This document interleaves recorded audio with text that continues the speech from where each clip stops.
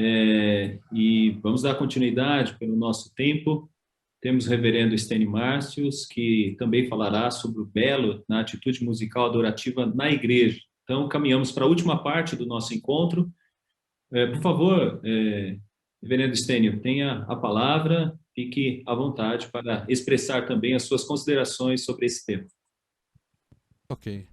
Obrigado, reverendo Donizete, pelo convite ao seminário José Manuel da Conceição. Obrigado aos colegas mestres que falaram Stênio, anteriormente. eu só queria dar um acréscimo, falando uma fala bem pessoal aqui. Eu tenho visto em você uma criatividade muito interessante, algo que eu sinto falta no contexto do Brasil, com a sua poesia. A gente vê poesia, música. Então, ouvi-lo cantar e já ouvir falar sobre o tema me chamou muita atenção. Por isso, a sua presença hoje aqui no nosso meio do JMC nos alegra muito. Deus abençoe sua vida e continue abençoando seu ministério também. Eu não podia deixar de falar essas falas, senão de repente eu esqueço. Obrigado, reverendo. Obrigado. Palavras muito abençoadoras. Bem, eu aprendi muito com as palestras anteriores. Obrigado ao presbítero Cláudio, ao Passival, muito abençoadoras as aulas e muito instrutivas. Eu espero que o que eu venha a falar esteja de acordo, né, no pleno espírito do que os colegas já falaram aqui. Bem, a música, ela tem hoje em dia um papel exacerbado no culto cristão, na liturgia. Ela, de fato, praticamente não existia no culto a Deus até a época do rei Davi. Antes, o culto praticamente se resumia a sacrifícios, né, de animais. E Davi, com o seu talento, com a sua musicalidade, começou a compor esses hinos em louvor a Deus, e Deus aceitou, Deus concordou que a música fizesse parte do culto também, além dos sacrifícios, né? Então isso foi, graças a Davi, a gente hoje pode louvar a Deus nos cultos. Mas o fato é que aquilo que era para ser uma ajuda no culto, um fator de inspiração, de colaboração, que era para ser uma das partes do culto, né? Porque no culto nós temos várias partes: leitura das escrituras, a pregação da palavra, temos os sacramentos, temos os cânticos bíblicos, enfim. E a música entra como uma parte do culto. Hoje em dia houve uma inversão muito grande. Hoje em dia a música domina praticamente os cultos do começo ao fim. Há cultos que nem começam mais com oração ou com leitura bíblica, mas direto com a banda de louvor, não é? Apresentando os seus cânticos, e até mesmo a pregação, ela acontece tendo como pano de fundo alguém tocando uma música instrumental. Então, existe hoje uma coisa exagerada em relação ao papel da música no culto. A música praticamente tomou o lugar das outras coisas, e isso não é bom, porque isso mostra algo que não está de acordo com a Escritura, não está de acordo com a história, e que foge realmente ao espírito de adoração, ao equilíbrio que o culto cristão deve ter. Então, essa coisa da estética na música de adoração, ela tem algumas bases que a gente precisa voltar a elas, porque senão tudo vai ficar a cargo do gosto das pessoas, daquilo que cada um gosta ou não. E aí o culto cristão vai ficar, por exemplo, há igrejas que, na tentativa de não perder os seus membros, elas adotaram o seguinte sistema: não, nós vamos ter todo tipo de música aqui para agradar a todo mundo. Então nós vamos ter vários cultos. Vamos ter o culto dos jovens, dos adolescentes, depois os mais tradicionais terão os seus cultos com hinos. E aí abre-se um leque, não é? Divide-se o povo de Deus nesses vários segmentos. E tudo isso por quê? Em que intenção? Na intenção de agradar o gosto musical das pessoas. O gosto musical também tomou um lugar exagerado, não é? Então vamos voltar às bases, vamos voltar aos fundamentos do que é o culto cristão. E a grande pergunta que a gente deve fazer para isso não é, por exemplo, como, né, nem o que, nem onde. Porque muita gente pergunta, mas que tipo de música agrada a Deus? Que tipo de instrumentos?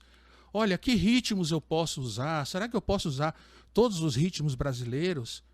Será que os instrumentos todos pertencem a Deus mesmo ou tem instrumentos que pertencem ao diabo? Como que é tudo isso? Então, as pessoas perguntam várias coisas, mas a pergunta principal não é feita. E qual é a pergunta principal em relação ao culto e à liturgia? A pergunta é: a quem? A quem? Para quem a gente está fazendo tudo isso? O porquê da música, o porquê da liturgia, o porquê tocar instrumentos, o porquê cantar músicas, o porquê de tudo isso, afinal de contas. E a gente encontra essa única resposta. Tudo isso é por causa de Deus. Então, isso nos mostra que a pessoa central nisso tudo, não é? E nós estamos perdendo o foco nesses últimos anos, não estamos dando atenção a isso, mas a pessoa principal, a grande pergunta é essa. Ora, se nós estamos aqui para agradar a Deus, para a adoração de Deus, então espera aí. Todas essas perguntas, elas têm que girar em torno disso. Do que Deus gosta? O que agrada a Deus? Né? O que agrada a Deus? Será que Deus deixou nas suas escrituras instruções? Será que ele deu alguma dica daquilo que ele gosta no culto? Bem, é claro que sim, né? E é por isso que nós temos o princípio regulador do culto, que nada mais é do que aplicar o sola scriptura, o princípio do somente a escritura, na questão da liturgia e do culto cristão.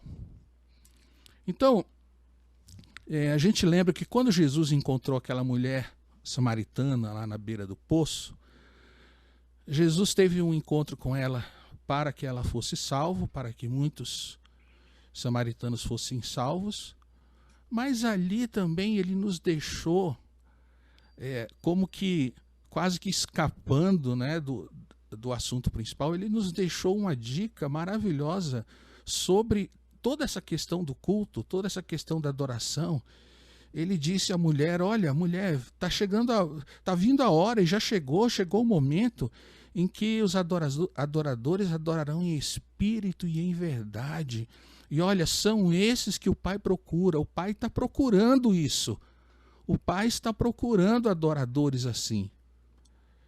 E quando ele disse essas palavras em espírito e em verdade, a gente encontra nessas palavras o resumo de tudo. A base do que pode nos guiar para aquilo do que Deus gosta no culto cristão. E o interessante, ou seja, aquilo que Deus gosta no culto cristão, é que o culto seja feito em verdade, ou seja, feito de acordo com a verdade, feito no espírito da verdade, feito segundo a verdade, que são as suas próprias escrituras, e feita em espírito, feita realmente de todo o coração, feita com a alma. É uma adoração comovida, uma adoração dirigida, que é feita diretamente a Deus. A música não é a liturgia, o canto, ou a música instrumental, seja lá o que for, a música coral, não pretende, em primeiro lugar, agradar as pessoas que ali estão sentadas, outros adoradores, ou agradar a si mesmo, mas a Deus, porque o coração deve estar tomado por essa gratidão. Interessante que Jesus enfrenta a mulher ali e combate um ponto que a gente, hoje em dia, tem pouca coragem de combater. Jesus diz claramente à mulher: olha, a adoração de vocês, samaritanos, está errada. Vocês estão errados no que vocês estão fazendo, porque vocês adoram o que não conhecem. Vejam isso. Ora, se a adoração samaritana estava errada porque eles não conheciam Deus verdadeiro, a gente podia trazer isso para o nosso meio também e pensar da seguinte maneira: puxa, então o que vai promover uma adoração cada vez mais bíblica e mais de acordo com os princípios de Deus é o conhecimento que eu tenho de Deus. Eu preciso conhecer a Deus para saber quem Ele é, para não deixar que o humanismo tome conta do culto. Então Jesus enfrentou aquela mulher e disse: vocês estão errados, porque vocês adoram o que não conhecem. Então, irmãos, a gente volta para o nosso dia a dia na igreja, não é?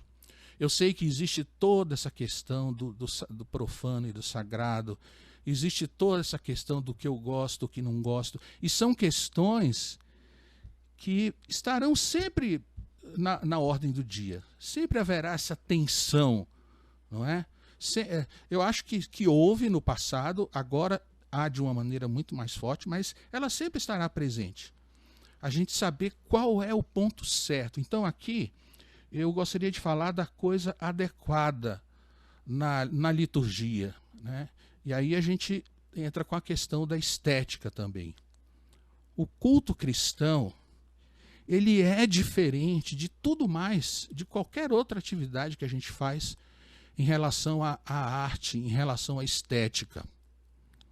É interessante isso. E realmente é uma área aberta a pesquisas, a teses, a escrita de livros, porque o que a gente tem, pelo menos em português, é quase nada, é insignificante diante da imensidão, não é, do assunto.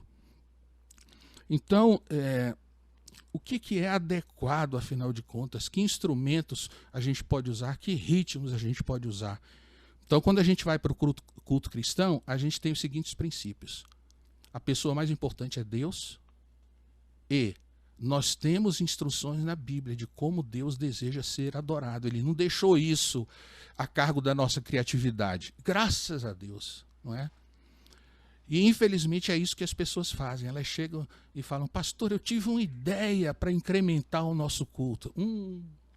Quando chega alguém falando isso, pode esperar. Imagine se Deus tivesse deixado, não é, a coisa solta. Se ele tendo deixado nas suas escrituras princípios bem claros sobre como ele deseja que seja o seu culto, se ele tendo feito isso, a coisa já é bem complicada, imagina se ele não tivesse deixado, né? O que seria um culto cristão? Eu digo isso porque eu já vi culto cristão que era um verdadeiro... tinha até mágico, para você ter uma ideia, não é? A gente sabe que muitos cultos hoje admitem palhaços que façam ali as suas brincadeiras, então é como se fosse o quê? Um show de variedades? É isso que é o culto? É claro que não. Então nem tudo cabe ao culto cristão. E a gente não pode nem considerar essa questão da sinceridade, né? Porque a mulher samaritana poderia até ter dito a Jesus: olha, Jesus, mas a gente é sincero. E com certeza Jesus responderia: sim, mas vocês estão sinceramente errados. Porque a sinceridade não é tudo. Você pode ser sincero, mas se você não estiver dentro da verdade, então não adianta, não serve. Então não é só a sinceridade. E aí a gente vê, poxa, como o culto cristão é uma coisa específica. Sim, a estética existe ali, existe, mas ela tem que ser uma serva. Ela tem que ser uma serva das coisas adequadas ao culto cristão. E nisso, coisas adequadas, eu tenho a coragem de dizer algo que eu sei que vai chocar a muitos e talvez até as pessoas vão me questionar depois, mas já tem um tempo que eu falo isso claramente. Eu amo a música brasileira, amo ritmos brasileiros, amo os diversos ritmos nordestinos, mas nem todos os ritmos brasileiros cabem no culto cristão. Geralmente aqueles ritmos que aceleram muito a nossa circulação, os batimentos cardíacos, ou seja, ritmos muito acentuados, estilos muito ritmados, não serve. Por quê? Porque nós somos um povo, nós somos um povo latino, nós somos um povo de sangue quente. Então, qualquer ritmo muito marcado ao nosso redor, a gente já começa a balançar um pouco o corpo e vai naquela. E é claro que não existe nada demais nisso, mas como no culto cristão o objetivo é a adoração a Deus, o objetivo digamos assim, é um exercício racional, então a gente não pode dar muita vazão ao corpo, porque senão o corpo toma logo conta e a gente já perde o fio do pensamento. O culto cristão, ele é realmente um culto racional, a gente canta hinos com conteúdo, a gente ouve leituras do texto bíblico com conteúdo, a gente ouve uma pregação que tem um conteúdo, que tem raciocínio, que tem argumentos. Então, é claro que nós devemos dar vazão aos sentimentos também no culto cristão, porque somos sentimentos também. Mas devemos ter cuidado para que ele não tome o lugar da mente. Então, a verdade nem tudo serve no culto cristão. Nem todo instrumento e nem todo ritmo. Há pessoas que, na sua vida pregressa de pecadores, foram acostumadas, como disse o Parcival, foram acostumadas com determinados ritmos, estilos musicais. Se eles vão para a igreja e na igreja começa-se a cantar esses estilos, eles ficam magoados, ressentidos. Então você vê, nesse ponto, eu chego a pensar até que toda essa questão da liturgia, da estética do culto, ela só pode ser resolvida em termos de igreja local, nem mesmo em termos de um presbitério. Por quê? Porque as igrejas, cada comunidade tem uma realidade muito única.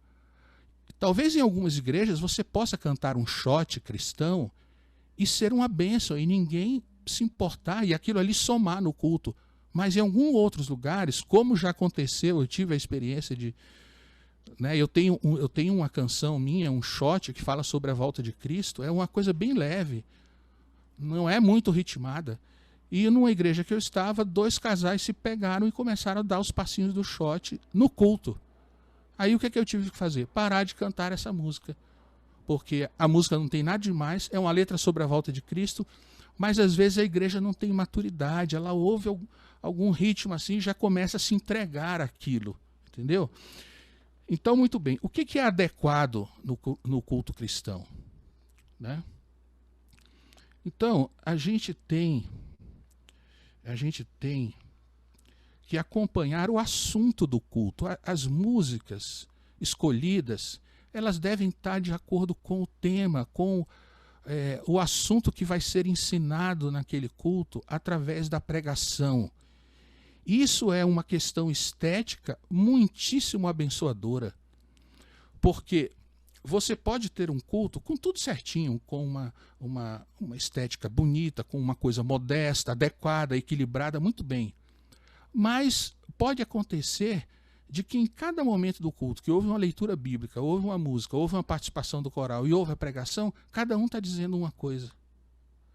Então, era muito legal antigamente quando a gente estava ensaiando algum grupo e perguntava-se ao pastor, qual é o tema da pregação de domingo? Aí ele dizia tal, pronto, aí a gente buscava canções, cânticos de acordo com aquele tema. Isso é uma coisa realmente limitadora, mas é isso mesmo, o culto cristão ele é limitado, ele é diferente.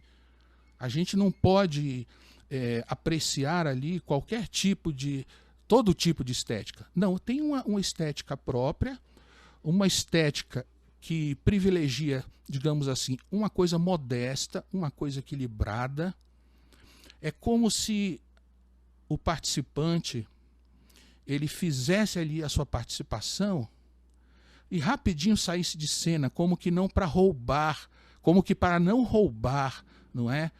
Aquele para quem o culto é dedicado. Então a gente tem que fazer as coisas meio rapidinho e sair, porque o que a gente fizer deve apontar para Cristo, né? É para Cristo o tempo todo. Então, até mesmo se somos versáteis, se somos Tem uma palavra, só que eu estou esquecido agora, mas se nós temos muita habilidade para fazer uma coisa, talvez a gente tenha até que segurar um pouco essa habilidade para que a gente não chame a atenção para nós mesmos na participação do culto. Então eu falo para instrumentistas, por exemplo, você pode fazer o seu solo de guitarra, mas seja ligeiro e não incremente muito, não viaje muito nesse solo, porque o objetivo não é mostrar o quanto você é habilidoso no instrumento, mas é apontar para Cristo. Então, esse equilíbrio, não é, entre o tema e a participação. Claro, nós devemos fazer o melhor e a beleza é muito bem-vinda. A beleza é bem-vinda no culto cristão desde a construção do templo. É muito gostoso a gente entrar em templo bonito. Eu sou totalmente a favor de templos bonitos e confortáveis. Sim, devemos ter os melhores instrumentos musicais. Sim, os nossos músicos devem ser formados, devem ser estudados, devem ser experientes.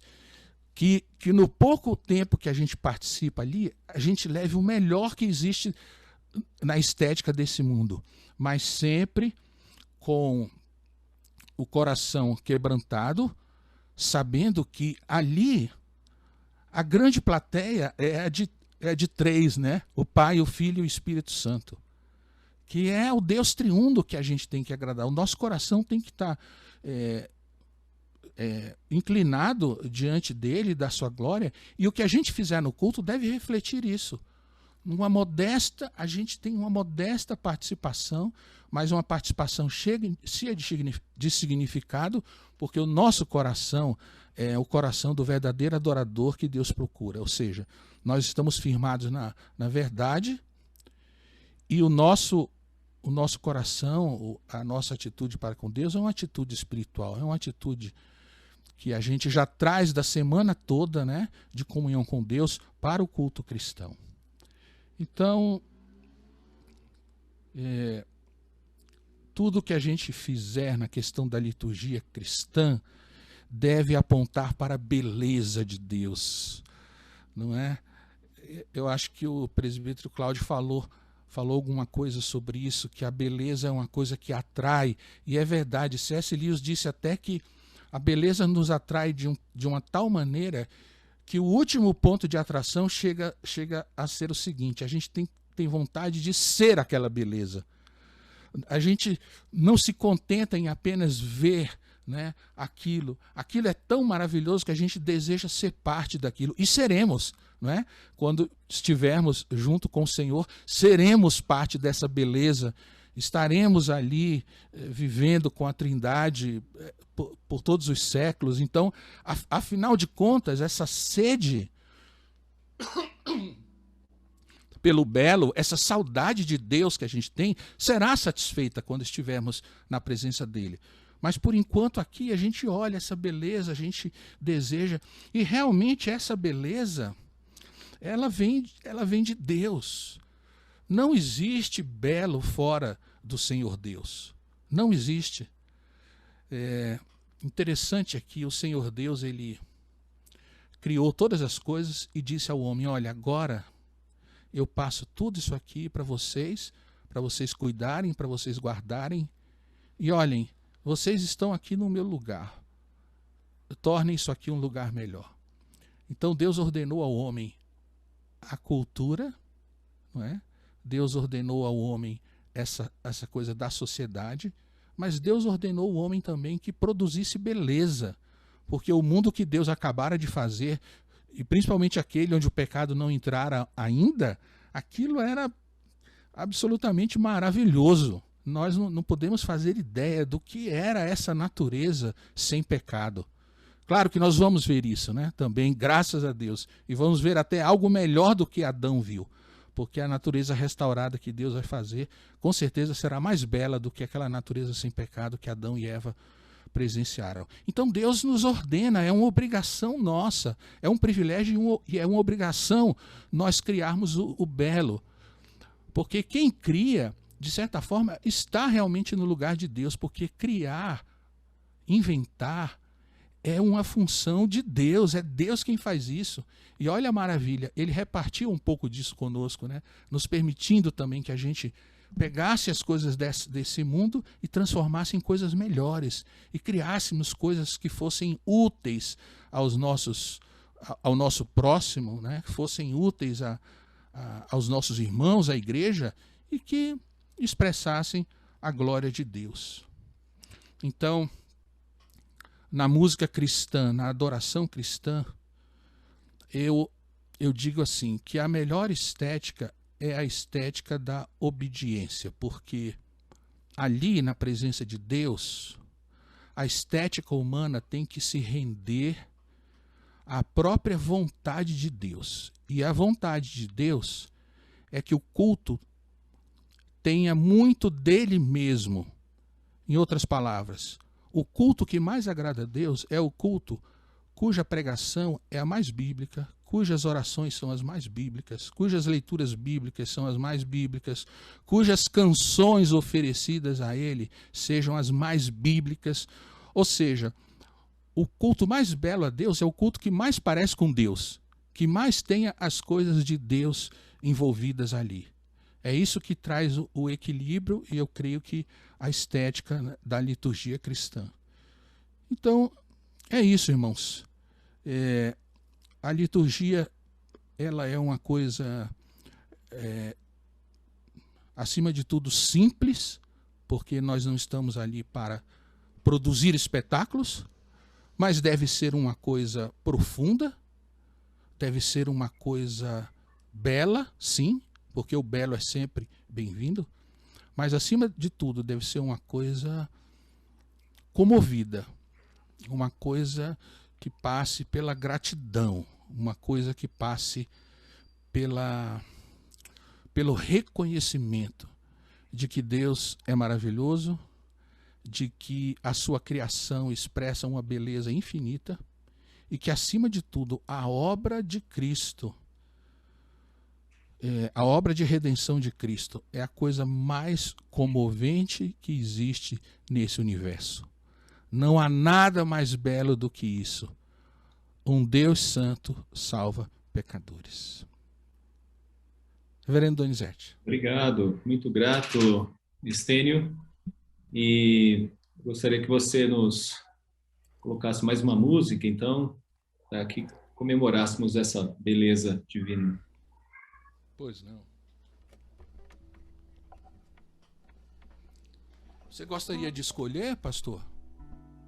Olha, eu não sei se aqui o público queria deixar uma interatividade. Estamos com pouca interatividade por causa do nosso tempo, mas de repente alguém aí quiser apontar alguma música, eu tenho por certo que vai aparecer uma música aqui.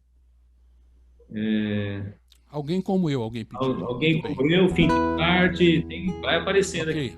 Aqui. Vou cantar Alguém Como Eu, então.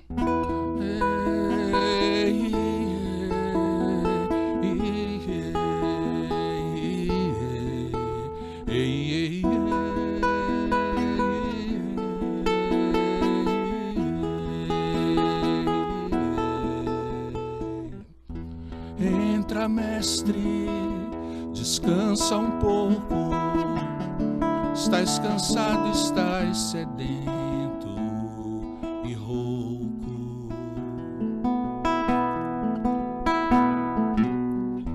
Dorme, mestre, a casa é tua. Já fechei porta e janela pra rua. Deixou-me falando só, dormiu tão pesado, fazia dó. Como será, mestre, esse sonho teu? Sonhas como homem, sonhas como Deus, sonhas com a glória que tinhas com o Pai na luz, ou sonhas com a cruz.